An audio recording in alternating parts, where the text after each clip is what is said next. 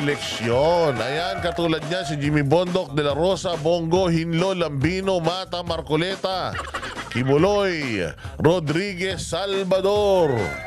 Ayan po, sabi nga, pigilin ang pang-aabuso ng rehimeng Marcos, pipigilan ang impeachment ni BP Sara, labag sa konstitusyon ng pagpapadala kay Pangulo sa ICC at bagong muka, tunay na serbisyo. Importanteng manalo itong 10 na ito, ha? 10 lang. Ipapaliwanag kong muli para maintindihan po ninyo. Ipapaliwanag kong muli, ha? Ang kandidato po ng Pangulong Duterte ay sa 10. Yan lang po ang kanyang ikinampanya. 10, ha? O makinig kayo. Meron pang 2 ikinakampanya. Wait lang. Makinig lang kayo, ha? Again, itong Team Duterte, okay, real talk tayo. Iboboto ito ng mga tao dahil kay Pangulong Duterte. Si Pangulong Duterte, kilala lahat ito. Ako, kilala ko lahat ito. Kaya ako, ikakampanya ko lahat ito. Alam ko mga plataforma nito dahil kasama ko ang mga ito na umiikot sa buong Pilipinas. At kami-kami ang magkakasama, sumasagot sa mga press conferences sa lahat ng mga pinupuntahan naming probinsya. So, kilala natin itong mga to. Alam natin mga plataforma ng mga to, alam natin ang kapasidad ng mga ito. Ako personally, alam ko at naiintindihan ko kung bakit ito ang kinakandidato ni Pangulong Duterte. Pero, bagamat datapwat, ganun man ang istorya, aminin natin, yung mga nasa kabilang kampo, mas sikat talaga. Paano ba naman hindi sikat ang mga punyeta na yan? Ang tatagal na po nilang umupo sa posisyon bilang mga senador. Oo, nakailang termino ang mga hayop. Pero wala naman nagawa sa bayan ng mga punyeta. So kung pangalan at pangalan lang, kasikatan at kasikatan lang, sikat ang mga punyemas na yan. Oo, pero itong mga ito, sikat din naman itong mga ito. Siyempre, pinakasikat sa mga ito sa buong mundo. Si Pastor Apollo Kibuloy. Pero si Bondoc, si Bongo, si Philip Salvador, sikat na sikat ang mga yan. Pero, dahil bagito, kaya sinasabi ng mga putang ina, pinabili lang daw ng suka. Dahil nga, mas matagal na sila. Mas matagal na silang nangungurakot. Kaya pag ibinoto nyo pa yung mga buwisit na yan, problema na talagang malaki yan. Ngayon, ang sinasabi ko dito, importante itong 10 na ito. Kilala na natin sila, tayong mga Duterte, kilala na natin sila. Pero yung ibang mga Pilipino, medyo hesitant pa din sa kanila. Pero tayo talagang alam natin na kilala na natin sila. So dahil hesitant yung ibang mga Pilipino sa kanila, yung iba dyan, mamimili lang ng mga nandirito. Pwedeng unahin nila si Kibuloy, boto si De La Rosa, si Bato, si Marcoleta, tapos pipili na sa iba yan. Yun yung sinasabi natin na delikado yung iba dito sa 10 na ito na hindi naman masyadong kilala at matunog ang pangalan. Kasi kahit na inendorso yan ni Pangulong Duterte, real talk, meron pa rin ibang mga Pilipino na nakabase sa pangalan. So yun yung ibig natin sabihin. Kaya tayo na mga naniniwala at mga Duterte supporters, 10 lang ang iboto natin. Bakit? Pag 10 lang ang binoto mo, yung 2 blanco dyan sa balota mo ay -2 at +2 sa atin. Hindi boto, ha? Puntos. So, imbis na yung 2 boto mo, mapunta pa yan doon sa ibinoto rin ng mga tanga. Di lumalabas yan pagka ganun ang nangyari. Mauuna pa itong 2 isiningit mo at itong 10, bababa pa yan. Kuha nyo. Halimbawa, ito nga, meron ka 10, yung 10 na yan, solid na yung boto niyan. Kumbaga, yung 10 na yan, ang boto niyan, 10 na. Bawat isa, halimbawa. Bigla kang nagdagdag. ng Aimee ng Camille Villar. So, sabihin natin, for example, Aimee at Camille. si Amy at Camille makakakuha ng 10 boto natin, tama? O problema, nakakuha rin sila ng boto dun sa alyansa. So meron na silang 11 boto, halimbawa. Tayo 10 pa lang, sila 11 na. So sino ngayon ang nasa ibabaw natin? Di silang dalawa na isiningit lang natin. Yun yung ibig natin sabihin na sobrang importante na 10 lang itong iboto nyo. Blankohin nyo yung dalawa. Sasabihin nyo na naman, kasi nga dadayain. Ano ba kayo? Kung dadayain tayo, kahit doblehin nyo yan, triplehin nyo yung ilagay nyo, dadayain tayo. Pero kung masyadong malayo ang agwat ng ating pagkapanalo sa mga loko-lokong magnanakaw na yan, di ibig sabihin, hindi nila tayo madadaya ng talagang malakasan. Kahit dayain tayo, hindi nila makukuha yung posisyon sa atin. Yung 10 mananalo pa din. Kaya importante, 10 lang. Huwag natin bigyan ng boto yung iba. Ibuhos natin lahat ng boto natin dito sa 10. Para umaangat yung 10 habang yung iba bumababa. Yun po ang paliwanag. Kaya 10 lang. Boss na, paano ba? Kinampanya din ni Pangulong Duterte, si Onasan at saka si Kerubin. Ayun na nga. Para sa akin, mas mabuting yun na lang 2 iboto nyo kung magdadagdag kayo. Kasi hindi naman yun magkukumpit sa 10 ito. Tsaka talagang napakaliit yung chances na manalo nung mga yun. Pero ako pa din, para sa akin pa din, 10 lang ang ilagay natin. Hindi naman kayo maghihirap kapag naglagay kayo ng 10. Kasi ang target lang naman natin na maupo sa Senado, itong 10 na ito. Kung sino pa yung 2 sisingit, bahala na ang Diyos Ama doon. Basta tayo, gamit ang ating kapangyarihan sa pagboto, dito na lang tayo sa 10. Huwag na matitigas ang ulo.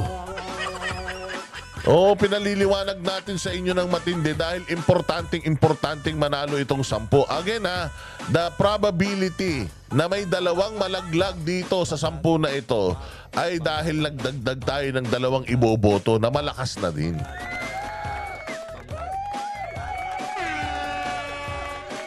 Okay. So yun ang ating paliwanag dyan. Hindi kayo mawawalan pagka hindi nyo tinantosan yung 2. Ngayon, sabihin nyo, baka dagdagan nila yan ng mga kandidatong mga gusto nila. Bayaan nyo. Kasi kung dadayain nila tayo, kumpleto yan, kulang dadayain tayo ng mga putang ina niyan. Sigurado ako dadayain tayo ng mga hayop na yan. Hindi na nga nangangampanya. Hindi ba nakita nyo yung nakaraang picture na pinakita ko? Na nangangako itong mga gobernador. Nangangako itong mga gobernador na magbibigay sila ng boto ng alyansa sa gobyerno. Imagine, hindi na sila nangangampanya.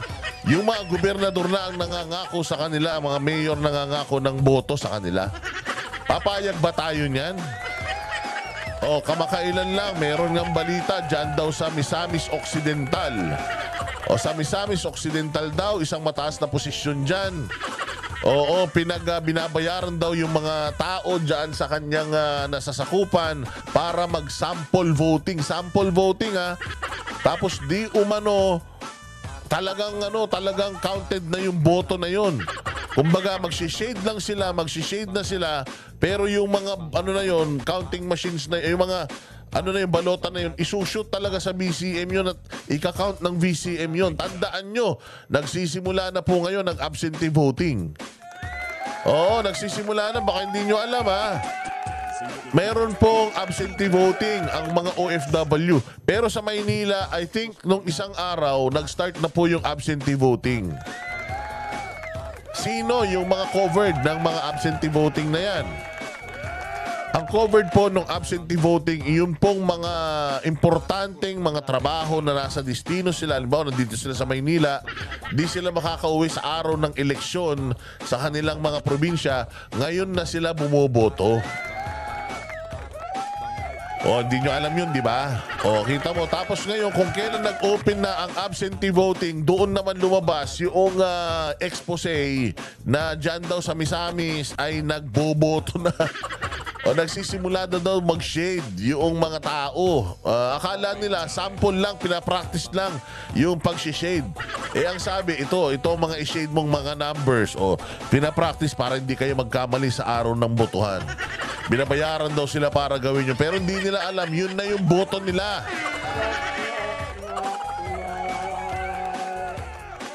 Patay tayo dyan. Kaya mag-ingat-ingat ha, maging mapagmatsyag, may mga cellphone kayo. Pasabugin ninyo ang social media sa lahat ng mga makikita ninyo na mga irregularities ngayong darating na eleksyon. The likelihood na dayain tayo, napakalaki. Sabi ko nga sa inyo, there is no way na matatalo itong 10 na to kung susunod lang tayo doon sa logic na pinaka-perfecto. And there is no way na matalo ang mga ito at talunin sila ng mga hindi nangangampanyang mga kandidato sa kabila. At lalong hindi tatalunin ng 10 na to ng mga alyansa na makakaliwa. Kita natin ang suporta. Umikot tayo sa buong Pilipinas. Kaya nga nakakapag-upload na tayo ng mga videos dahil nandito na naman tayo sa ating studio. At dito sa ating studio ay talaga naman matindi ang mga bakbakan.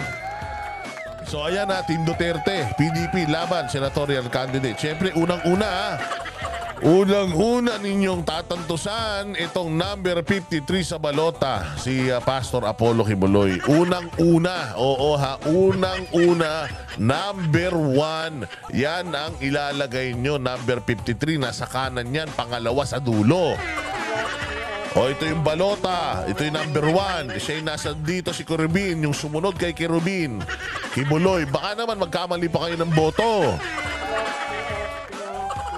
12 lang ha, 12. 12 lang ha, 12. Hindi na kailangan 13. Di bali ng 11, 10, 9. Wag lang 13. Putragis, pag 13 yan, wala nang nangyari. Sayang ang boto mo. Nagantay ka ng 3 taon. Tapos hindi na At yung mga ayaw bumoto, mga gunggong kayo. Wala kayong mga bilang. Ayaw nyong bumoto, huwag kayong magre-reklamo. Isa lang beses kayo nagkakaroon ng pagkakataon every 3 years na ma-practice ang demokrasya, every 3 years na ma-practice ang inyong karapatan. Tapos hindi nyo pagagawin dahil sa kung anong kadahilan ng mga hayop kayo. Tapos kayo yung pinakareklamador sa gobyerno.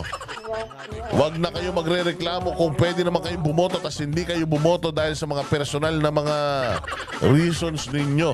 Lahat i-drop ninyo. Binyag, kasal. Putangin ninyo, huwag kayo mag-set ng kasal ng Mayo 12. Mag-set kayo at 11 o kaya at 13. Huwag a 12. Walak ng tinapay kayo. Yung mga punta nyo sa mall, akyat ng ligaw, date, mga motel, lahat ng mga plano nyo sa buhay sa Mayo 12, tanggalin nyo. Isa lang ang ating gustong mangyari. Sa Mayo 12, pupunta tayo sa presinto at hindi para magreklamo. Pupunta tayo sa presinto at iboboto natin ang Duterte. Baka naman putya yan. Kung ikaw nanliligaw, minsan sinagot ka ng A12, okay lang yan. Pero kung papupuntahin ka niya ng bahay nila ng A12, may gagawin kayong kabulastugan. Huwag nyo nang ituloy. Bumoto ka muna. Bumoto ka muna. Magpalagay ka muna indelible ink bago nyo gawin lahat ng mga gusto nyo gawin sa buhay. Ayan na, number 53 sa balota, Pastor Apollo Kibuloy. Ayan na nga, ito na nga, simulan na natin ang ating mga pag-uusapan. Ako po, malupit, humahagupit ang mga issues ng bayan natin. At ako po, si Boss Dada, ako na naman na maghahatid ng mga balitang walang silbi. Kamakailan lamang mga bossing. Kamakailan lamang ay nakita natin na talaga naman si VP Sara ay gigil na pinuntahan sa mga distrito ng mga kupal, Distrito 2, Distrito 3 at Distrito 6, kung saan etong mga taga Maynila na ito, congressman ng Maynila na ito, ang nagsanib puwersa para pabagsakin si VP Sara at si Pangulong Duterte.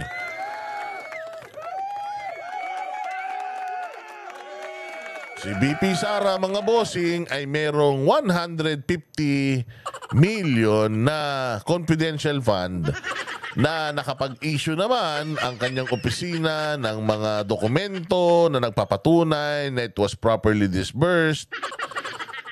Pero hindi pumayag at hinahanapan ng butas ng mga kupal na mga taga-kamara itong mga galaw-galawan ni BP Sara.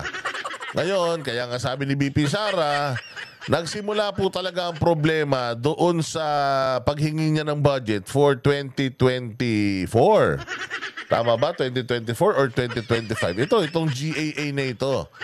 Itong GAA na ito, 2025. So dito nagsimula ito nung hearing para sa GAA 2025.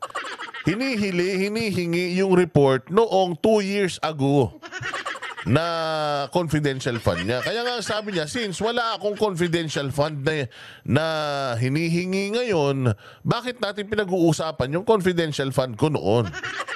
Kung meron man, dapat pag-usapan nyoon, dapat noon pa. Now, yan pong issue ng confidential funds noong 2022 o 2023 ay nasa kamay na po yan ng COA. So, kasalukuyan po kaming nagre-reconcile with COA. So, pabayaan natin sila. Hindi naman kasama sa usapan ngayon, yaang confidential fund, ito lang yung hinihinging budget ng OVP. Umalis na rin naman kami sa sa Department of Education. So ito lang ang i-hearing natin. Irrelevant yung nakaraan pa. Syempre, hindi sila pumayag. Hindi, kasi nga doon sila nakahanap ng butas. Pero yun nga yung sinasabi natin na kung sinisilip ninyo ang confidential funds ni Vice President Sara Duterte, yan din ang sigaw ni Rodante Marcoleta na kung tinitingnan natin yung confidential funds ni VP Sara, bukod sa napakaraming merong confidential funds na ahensya ng gobyerno, madami ding mga ahensya ng gobyerno, mga LGU, mga personalities, mga politiko na meron pong yung sa COA. Yung nila sa COA, parang hindi pa kumpletong or hindi pa nila na isasarado na mga issues or accounts. Kalimutan ko na yun. Ano na palang tawag doon sa Notice of Disallowance. Ayan, ND, Notice of Disallowance. Marami po na mga ahensya ng gobyerno, mayor, gobernador na mayroong mga notices of disallowance. Isa na nga na meron yan. Sabi ko kasi pinakamalaking merong notice of disallowance at amounting to 15 billion lang naman.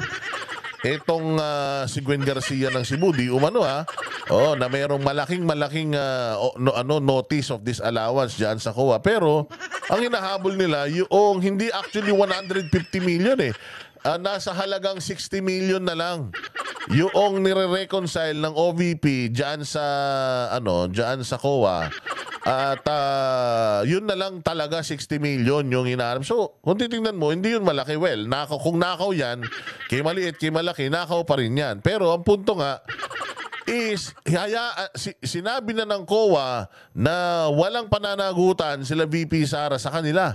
Pero pinagpipilitan ng mga congressman na ito meron. Hanggang ngayon, kaya nga, na-impeach siya dyan sa Congress. Tapos ngayon ay nandiyan na sa Senado. She's about to be tried for impeachment dyan sa Senado. So ang nagsimula talaga nito, Kamara. At sino ang nagsimula? Nung nag-privilege speech, yung Butanding. Yung Butete na taga-districto yata ng Maynila yon, yung putay na nakapatik Pilip pero mukhang magbubuti. Dating mga wala namang mga pera pero putay nang mamahal ng mga relos nila. So sila ngayon, siya nag-privilege speech tapos pinick up nitong good government ni Chua at binaboy-baboy na yung budget naman neto ni Boy Dila.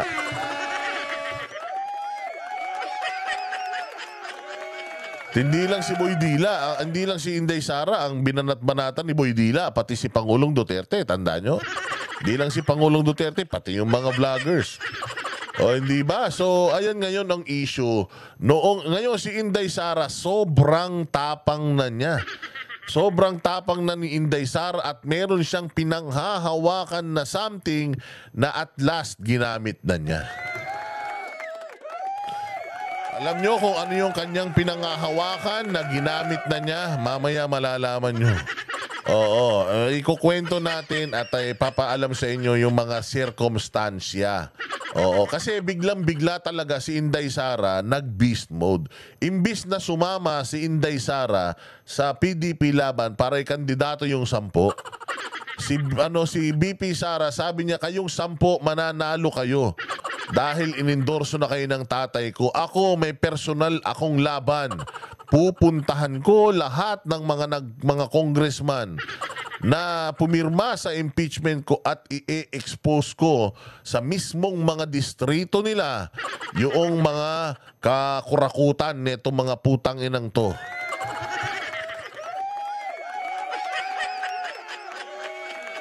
Kasi nagtataka kayo bakit nagpupunta siya sa mga rally sa LGU? Bakit wala siya sa rally ng mga kandidato ng tatay niya or kandidato na makakatulong sa kanya? Kasi nga malakas na yung mga yan. Dito tayo magsisimula kasi pointless na bumoto tayo ng mga tao dyan sa Senado pero itong Kongreso, sila pa rin ang mananalo. Hindi tayo papayag na bulok ang Kongreso. Dahil bulok yung mga tao. Kaya si Inday Sara pumunta doon sa mga distrito ng mga bumabatikos sa kanya at dinala niya doon yung gera na ginawa nila. O anong nangyari? Puta, nag-iyakan. Wala palang mga bayag. Etong si Tabatchoy, walang bayag. Etong si Chua, wala rin bayag.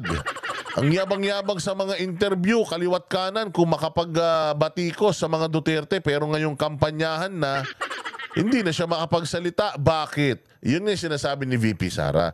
He has a lot to lose. Na at stake yung kanyang posisyon bilang re-electionist na kongresista at kung hindi siya mananalo, hampas lupa na siya ulit. Wala na siyang kapangyarihan, ordinaryong tao na naman siya. Oo, syempre pag ordinaryong tao ka na, delikado ka. Oo, pwede ka ng kasuhan yan.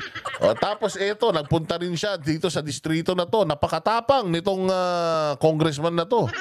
Grabe to sa mga committee hearings. Talagang kapag ka siya ay nasa loob ng kamera, siya ang pinakamatapang na pastor sa buong Pilipinas. Ngayon, pinuntahan siya sa mismong tahanan niya ni Inday Sara. Wala pang ginagawa si Inday, wala pang sinasabi si Inday. Wala pa siyang statement. Pinakita lang yung kanyang visual aid. Tapos nagyayak-yak yung mga apektado.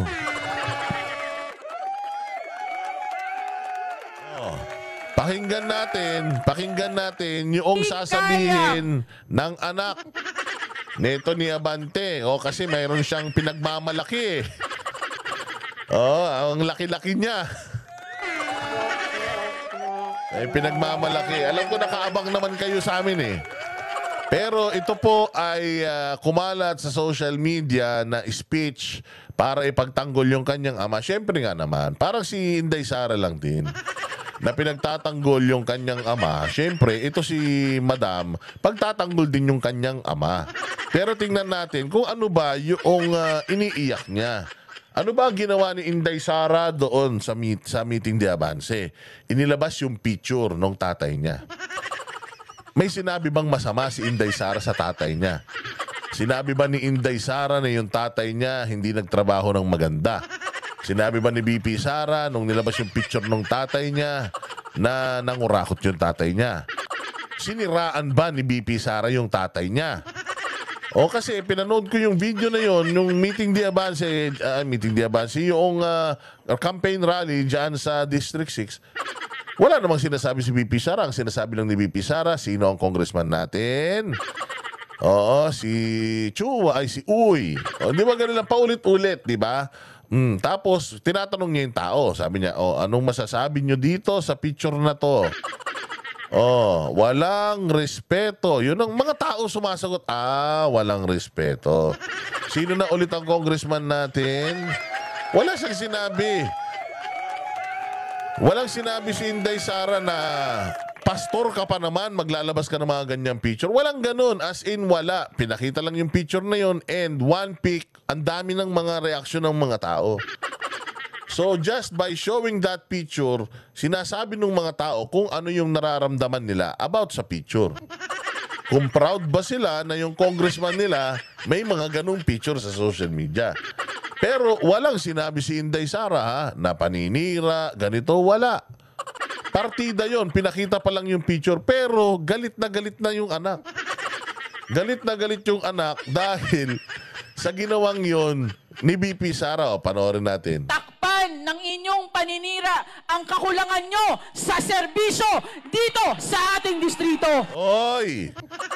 For your information, kung meron man nagkulang ng serbisyo dyan sa distrito mo, alam mo kung sino? Yung mayor ng Maynila. Sino ba mayor ng Maynila? Si Lacuna. O, bumalik tayo sa nakaraan.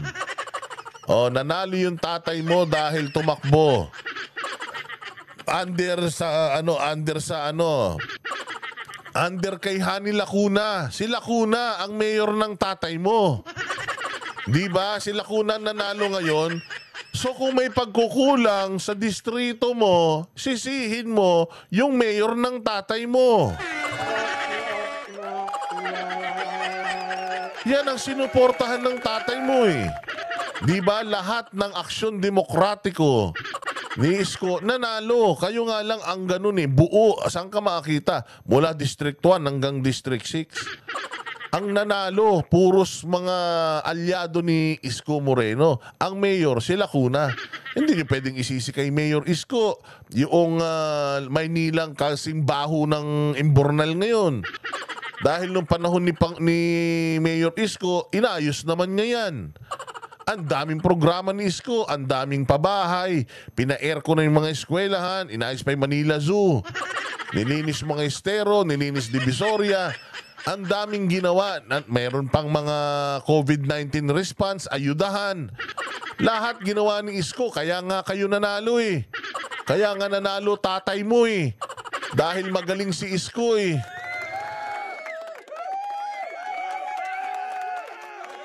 Tapos yung kakulangan sa distrito, isisisi mo kanino? Kanila Isko? Hindi. Ang mayor yung Lacuna eh. Di pag sinisi mo si Lacuna, parang sinisin mo na rin yung tatay mo. Alyado ng tatay mo yan eh. Wala palang ginagawa si Lacuna. Diyan sa Maynila. Ba't hindi ipatawag ng tatay mo sa Kongreso? O, diretso. Hindi pa sila doon natigil. Naghanap pa ng dayo. Kala mo liga? May hugot?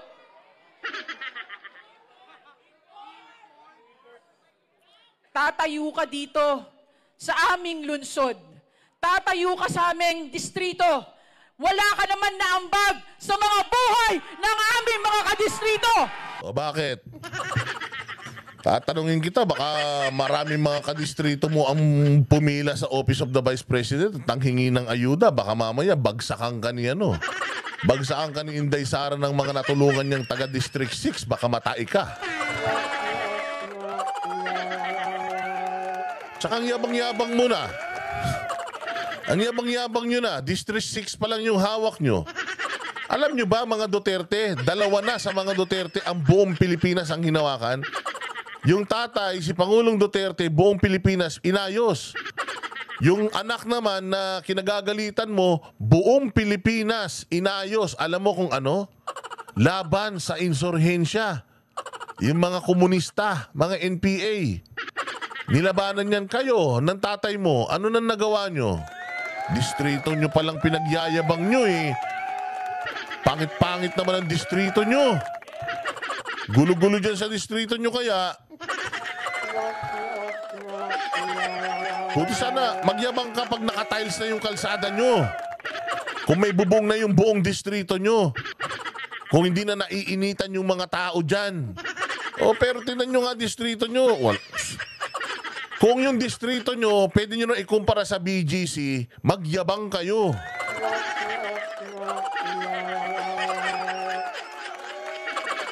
Ganyan pala yung distrito nyo, yabang-yabang nyo na. District 6 pa lang yung tinutulungan nyo, yabang-yabang nyo na. Wala kayong maipagmamalaki sa mga Duterte. Dahil yung lawak ng naitulong ng mga Duterte sa buong Pilipinas, pumunta ka sa ibang bansa kung kilala yung tatay mo. Hindi kilala tatay mo doon. Kilala doon si Pangulong Duterte. Alam mo kung bakit? Maganda ginawa ni Pangulong Duterte sa Pilipinas. Kaya wag kang magyabang na walang nagawa sa distrito. Tanga. Ang mga Duterte, buong Pilipinas, inayos nila kasama yung distrito mo. Lahat ng mga adik dyan, naubos eh. Diba ma'am? Kayo magmalaki na parang sa inyo yung distrito nyo. Huwag kayong magmalaki na walang nagawa sa distrito nyo dahil mga amuyong naman kayo noon. Yung tatay mo, amuyong din naman sa mga Duterte noon yan. Hindi ba? Kapag malaki kayo, parang kayo may-ari ng distrito. Yan ang problema kasi. Kapag nagkaroon ng konting kapangyarihan, piling nila sila na may-ari. Besides, kung may nagawa kayo dyan sa distrito nyo, madam, kung meron kayong nagawa sa distrito nyo, abay dapat lang trabaho nyo yan. Mahilig kayong manumbat Mahilig kayong manumbat, may mga nagawa kayo sa distrito nyo, abay syempre dapat lang, binoto kayo ng tao eh. Kung wala kayong nagawa, magsilayas na kayo dyan. Again, VP Sara Duterte is the Vice President of the Philippines. Saklaw niya buong Pilipinas, pati ang distrito mo, sinasabi mong dayo. Baka kayo dayo dyan. Pangalawang Pangulo si VP Sara at soon, VP Sara is gonna be leading the whole Philippines. Kasama yung distrito mo. Pinagsasasabi nito na parang kung makapagsalita porket diyan kayo lumaki, kayo na may-ari niyan, porket congressman tatay mo diyan, konsihala ka diyan, kayo may-ari niyan. Ma'am, paalala ko lang. Ipapaalala lang po natin, okay? Ang mga Duterte, kapag tinanong mo sila kung may nagawa sila sa bayang Pilipinas, wala sila sinasabi. Wala.